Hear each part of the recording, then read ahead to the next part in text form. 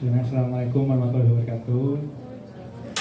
Nah, alhamdulillah, atas kuasa Allah juga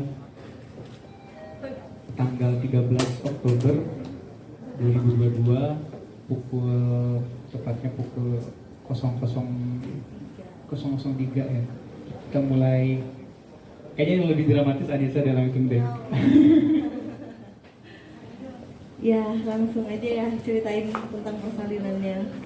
Jadi, ya alhamdulillah kejadian itu tanggal 13 Oktober. Benar-benar nggak diduga ya, karena kita tuh udah merencanakan ada tanggal lahirannya, yaitu HPL ya dok, di 22 sampai 26 Oktober. Nah, tapi kita kan manusia cuma bisa berencana, dan ternyata Allah yang berkehendak. Jadi pas tanggal 13 Oktober itu tepat 1 hari setelah Anissa ulang tahun, tanggal 12 Oktober itu tiba-tiba ketubannya pecah. Terus pas lagi mau tidur itu tuh kejadiannya, pas lagi mau tidur udah di kasur, kondisinya udah siap istirahat, nantinya tiba-tiba mules kayak pengen pup, tapi beda gitu perasaannya, kayak taunya tiba-tiba ada rembesan air dan ternyata ketubannya udah pecah gitu di kasur kan. Airnya netes-netes, sudah panik banget kayak gitu. Akhirnya langsung ngehubungin ke dokter B, langsung nelfon kan, dok ini gimana dok, pecah ketubannya. Tapi untungnya dokter B-nya langsung bilang udah langsung ke Hermina Kemayoran aja, gak usah nunggu lama lagi, dan jangan panik kata dokter gitu. Nah terus ya udah kita jangan panik gitu kan ya. Walaupun sebenarnya tetap panik karena sebenarnya kita belum nyiapin yang namanya hospital bag gitu. Jadi kan itu yang harus disiapkan kan ya, karena kita mikirnya masih 2 minggu lagi, nyantai aja, kayaknya masih bisa lah besok-besok. Nggak tahu ternyata kejadiannya cepat banget, nggak diduga, tapi ya udah kita jalanin gitu ya.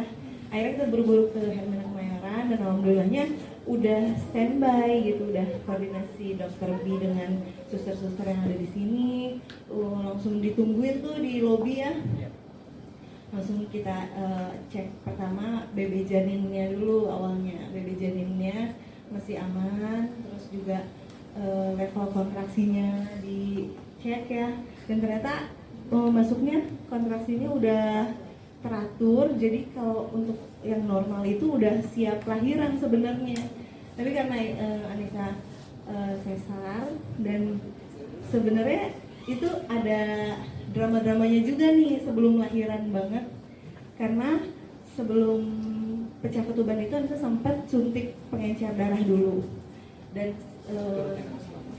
iya itu karena itu rutinan selama hamil, karena ada tekanan darah, jadi emang harus disuntik pengencer darah.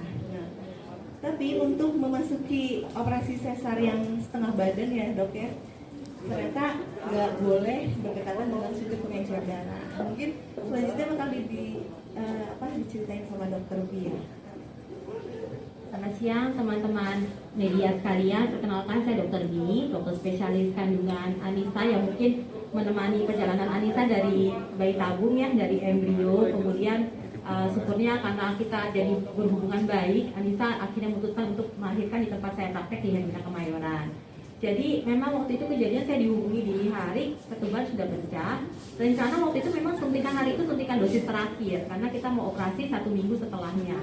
Karena bayinya kan kembar, kemudian ada posisi yang tidak memungkinkan untuk persalinan normal, sehingga memang kita rencana untuk sesar. Tapi apa daya, mungkin Tuhan berencana lain ya, sehingga adalah kejadian darurat saat itu. Kemudian jadi kita putuskan harus, karena ketuban sudah pecah, kita harus melakukan tindakan darurat. Nah, dramanya adalah 1, saya punya bayi kembar, 2, bayi kembarnya itu belum cukup bulan, 3, Mbak Anissa baru saja suntik pengencer darah, di mana dokter biusnya tidak berani tuh bius setengah badan karena ada resiko komplikasi. Begitu perdarahan itu terjadi, Anissa beresiko lumpuh, sehingga diharuskan untuk bius secara total. Tentu saja di situ adalah dilema ya, karena saya punya bayi kembar yang kalau dia terbius dengan bius total, maka bayi itu bisa tidak nangis, perlu alat bantuan khusus ya. Tapi syukurnya karena koordinasi tim ya, dari awal kita sudah tahu kemungkinannya seperti itu, kita koordinasi tim, ICU bayi sudah siap, dokter Silvina sudah siap, alat-alat resusitasi untuk bayi kembar sudah kita siapkan. Lalu kita berusaha untuk melakukan operasi dengan sangat cepat ya. Jadi 1 menit obat biusnya masuk, bayi harus lahir. Karena itu kita coba melakukan semuanya dengan cepat. Saya jadi melakukan operasi dengan sangat cepat. Waktu itu saya minta Mas Dito jangan masuk deh, soalnya saya takut Mas Dito kalau lihat Mbak Nisa diintubasi di bius umum, takutnya Mas Ditonya pingsan, saya tambah pasien lagi 1. Jadi saya bilang Mas Dito mungkin lebih baik nggak usah dulu. Tapi Mas Dito persis di luar kamar tindakan, jadi nggak di luar jauh, dia persis di luar kamar tindakan. Jadi begitu bayi lahir, Mas Dito dengan tangisannya langsung gitu ya. Nah, jadi operasi itu saya lakukan dengan cepat dan juga dengan teknik buka tumpul ya. Jadi saya hanya menggunakan pisau sebanyak 2 kali. Sisanya semuanya dibuka secara tumpul supaya mengurangi resiko perdarahan. Karena baru saja suntikan pembiusan tersebut. Dokter Silvina juga sudah gercep, siap semua. Jadi kita dengan aba-aba begitu dokter anestesi bilang obat masuk 1 menit saya harus lahir. Waktu itu kita syukurnya dengan bantuan Tuhan Yang Maha Kuasa ya, dengan doa bersama. Bayi pertama lahir langsung nangis, bayi kedua lahir juga langsung nangis gitu ya. Cuman yang kendalanya kita nggak bisa inisiasi menyusui dini langsung karena Mbak Nisanya sedang terbius total. Tapi tindakan operasinya syukurnya berjalan dengan lancar, tidak ada perdarahan yang bermakna, dan kedua bayi berhasil nangis dengan baik dan langsung ditangani oleh dokter Silvina. Baik, berarti untuk Ibu Anisanya oke ya dok, safety ya dok. Nah untuk bayinya gimana dokter Silvina? Terima kasih. Selamat siang, saya Dr. Silvina, dokter spesialis anak yang menangani kedua putri Wanisa dan Mbak Dito. Kebetulan bayinya sendiri kan bayi prematur, jadi otomatis dengan kondisi bayi prematur akan ada resiko-resiko organ-organ tubuhnya belum matang. Nah, organ-organ yang belum matang itu antara lainnya biasanya paling sering terjadi saluran nafasnya belum bisa kuat untuk dia bisa bernafas sendiri.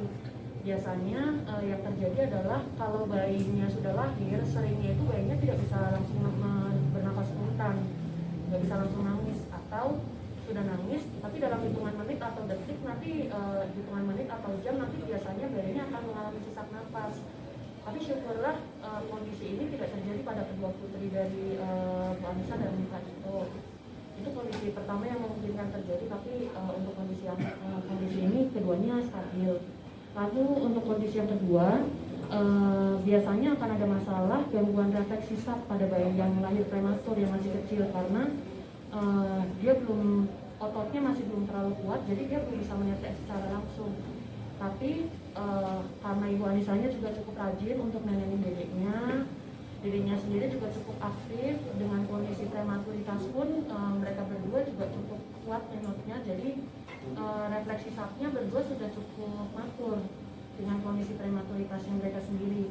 Lalu untuk kondisi ketiga biasanya yang sering terjadi juga adanya gula darah yang cukup rendah.